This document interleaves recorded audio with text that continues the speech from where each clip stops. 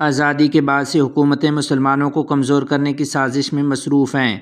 تفصیلات کے مطابق صدر جمعیت علماء ہند، صدر المدرسین دارالعلوم دیوبند مولانا سید ارشد مدنی صاحب دامت برکاتہم العالیہ نے ملک کے موجودہ سیاسی اور سماجی حالات پر سخت تشویش کا اظہار کرتے ہوئے کہا کہ مسلمانوں کے ایک دو مسائل ہوں تو انہیں بیان کیا جائے، یہاں تو مسائل کا ایک انبار ہے۔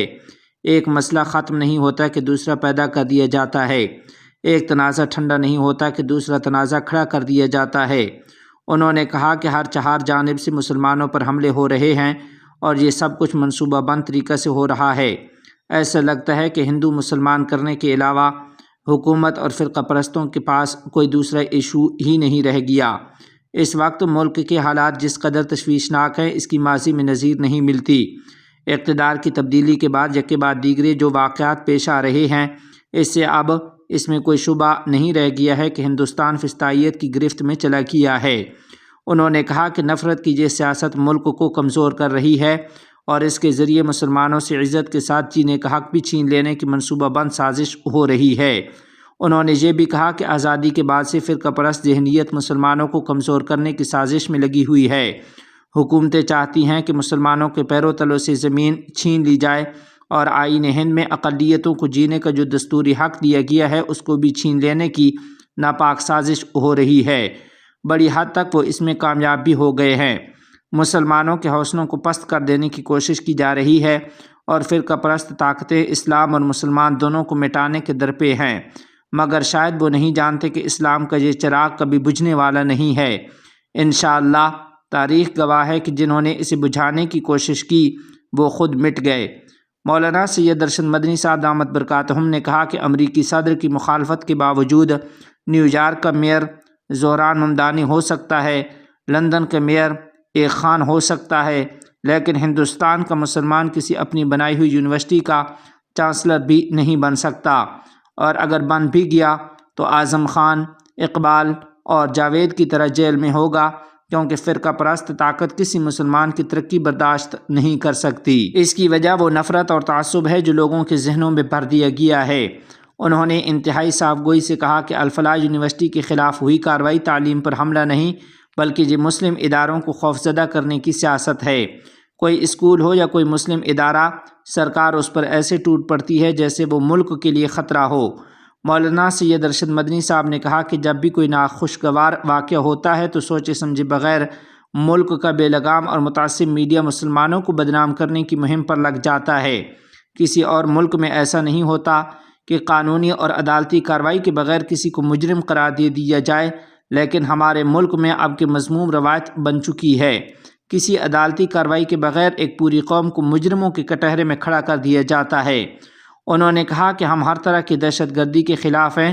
اسلام ہی نہیں، دنیا کا کوئی مذہب ناحق کسی کو قتل کرنے کی اجازت نہیں دیتا، مگر المناک پہلو تو یہی ہے کہ دہشت گردی کو ایک خاص مذہب سے جوڑ دیا گیا ہے۔ اس طرح کے معاملوں میں جس طرح میڈیا ٹرائل ہوتا ہے وہ ایک مخصوص فرقہ کے خلاف نفرت پھیلانے کا خطرناک کھیل ہے۔ یہی وجہ ہے کہ دہشت گردی کے معاملوں میں جب لوگ عدالتوں سے باعزت بری کر دیے جاتے ہیں تو متعصب میڈیا اس خبر کو بلیک آؤٹ کر دیتا ہے۔ سپریم کورٹ کی کئی بار کی سرزنش کے باوجود ملک کا میڈیا اپنا رویہ اور کردار بدلنے کو تیار نہیں ہے۔ اس کی بنیادی وجہ یہ ہے کہ اسے فرقہ پرست طاقتوں کی سرپرستی حاصل ہے۔ انہوں نے کہا کہ نفرت کی سیاست ملک کے لیے اب ایک بڑا خطرہ بن چکی ہے۔ کچھ لوگوں کے لیے یہ اقتدار حاصل کرنے کا آسان ذریعہ تو ہو سکتی ہے، لیکن یہ ملک کی ترقی اور خوشحالی کی راہ میں ایک بڑی رکاوٹ ہے۔ ایک بڑی آبادی کو الگ تھلگ کر کے آپ ملک کی ترقی کا خواب نہیں دیکھ سکتے۔ مولانا سید ارشد مدنی صاحب نے ایک سوال کے جواب میں کہا کہ اتر پردیش میں مدرسوں کی جانچ ATS سے کرانے کا فرمان جاری ہوا ہے، آخر کیوں؟ یہ جانچ ریاست کے افسران بھی کر سکتے تھے۔ ATS تو مجرموں کے خلاف تفتیش کرتی ہے، تو کیا اس کا یہ مطلب نکالا جائے کہ مدرسوں میں مجرم پائے جاتے ہیں؟ انہوں نے کہا کہ وجہ صاف ہے، مسلمانوں کو خوفزدہ کر کے اکثریت کو خوش کرنا آج کی سیاست کا وتیرہ بن چکا ہے، ورنہ ملک میں دوسرے لوگ بھی تعلیمی ادارے چلا رہے ہیں، ان کی جانچ کیوں نہیں کروائی جاتی؟ ملک کی ترقی اور خوشحالی کے لیے جس اتحاد اور یکجہتی کی ضرورت ہے، نفرت کی سیاست اسے ختم کر رہی ہے۔ بھارتی سکھ رہنما کا بابری مسجد دوبارہ تعمیر کرنے کا اعلان۔ تفصیلات کے مطابق خالستان تحریک اور سکھ فار جسٹس سے وابستہ رہنما گرپتونت سنگھ پنو نے ایک ویڈیو بیان میں دعویٰ کیا ہے کہ خالستان کی آزادی کے بعد ایودھیا میں رام مندر کی جگہ دوبارہ بابری مسجد تعمیر کی جائے گی۔ اپنے بیان میں انہوں نے بھارتی وزیر اعظم بندر مودی اور ہندوتوا پالیسیوں پر شدید تنقید کرتے ہوئے الزام لگایا کہ بندر مودی حکومت کی فاسٹ سوچ اور ہندوتوا بیانیہ اقلیتوں کے لیے شدید خطرہ بنتا جا رہا ہے۔ سنگھ نے کہا کہ مسلمان دشمنی میں بندر مودی نے صدیوں پرانی مسجد کی شہادت کو قومی تماشا اور سیاسی تہوار بنا دیا۔ ان کے مطابق خالستان تحریک مسلمانوں سے بندر مودی حکومت کے جابرانہ اقدامات کے خلاف اقدام کی اپیل کرتی ہے۔ بیان میں انہوں نے مزید کہا کہ 25 نومبر کو رام مندر میں ہندوتوا کا جھنڈا بلند کیا جا رہا ہے، جسے انہوں نے اقلیتوں کے لیے دھمکی قرار دیا۔ سکھ رہنما کے مطابق پنجاب کو بھارتی قبضے سے آزاد کرا کر خالستان قائم کیا جائے گا اور اس کے بعد بابری مسجد دوبارہ تعمیر کی جائے گی۔ سنگھ نے اپنے بیان میں بعض اشتعال انگیز جملے بھی کہے جن میں بندر مودی کے خلاف سخت الزامات شامل تھے۔ انہوں نے مسلمانوں سے درخواست کی کہ وہ اپنے مذہبی ورثے اور شناخت کے تحفظ کے لیے متحد رہیں۔ واضح رہے کہ سنگھ پنو کے بیانات پر بھارت میں پہلے بھی مقدمات درج ہیں اور حکومت ان کی تنظیموں کو علیحدگی پسند قرار دے چکی ہے۔ ڈھاکہ میں ائمہ و خطباء کا قومی اجلاس، 7 نکاتی مطالبات پیش۔ تفصیلات کے مطابق دارالحکومت ڈھاکہ میں پہلی بار ملک بھر کے ائمہ و خطباء کا بڑا اجتماع بعنوان قومی امام خطیب کانفرنس 2025 چین بنگلہ دیش فرینڈشپ کنونشن ہال میں منعقد ہوا۔ اجلاس کی صدارت امام خطیب کونسل کے کنوینر مولانا محب اللہ باقی نے کی، جبکہ 7 نکاتی مطالبات تنظیم کے رکن سیکرٹری مفتی اظہر الاسلام نے پیش کیے۔ کانفرنس کی نظامت کے فرائض مفتی شریف اللہ اور مفتی منہاج الدین نے انجام دیے۔